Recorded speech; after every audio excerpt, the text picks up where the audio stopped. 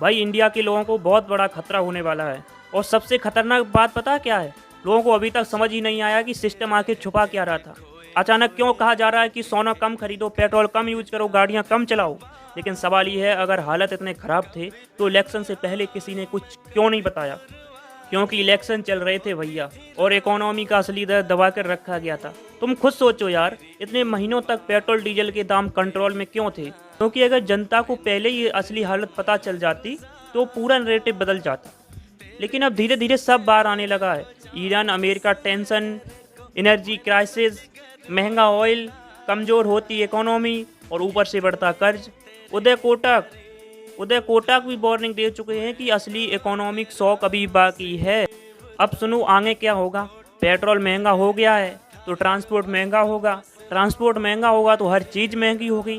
कंपनियां का खर्चा बढ़ेगा तो उनका प्रॉफिट घटेगा। फिर कंपनियां क्या करेंगी? प्रोडक्ट महंगे करेंगी और लोगों को नौकरी से निकालेंगी। अब नौकरी गई मतलब ईएमआई बंद, होम लोन बंद, कार लोन बंद, पर्सनल लोन बंद, सब रुकना शुरू हो गया। फिर बैंक के एनपीए बढ़ेंगे, डिफ़ॉल्ट बढ़ेंगे और लोग डर के मारे एफडी तोड़ना शुरू करेंगे। रिपोर्ट कह रही है कि सिर्फ 15 दिनों में 1 अप्रैल से 15 अप्रैल तक 61,000 करोड़ रुपए बैंक से निकाली गई। अमीर लोग कैश होल्ड कर रहे हैं क्योंकि उन्हें सिस्टम की हलचल पहले समझ आती है। लेकिन मिडिल क्लास, वो अभी भी आईपीएल, रील्स और इंटरटेनमेंट में बिजी है।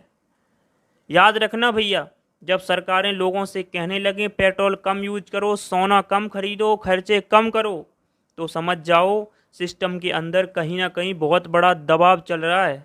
और जब मिडिल क्लास को सच्चाई समझ आती है तब तक बहुत देर हो चुकी होती है। समझ जाओ, सुधर जाओ, देख लो अपने आप को और अपने आप पे सारी व्यवस्थाएं देख लो कि हमें क्या करना है क्या नहीं करना है।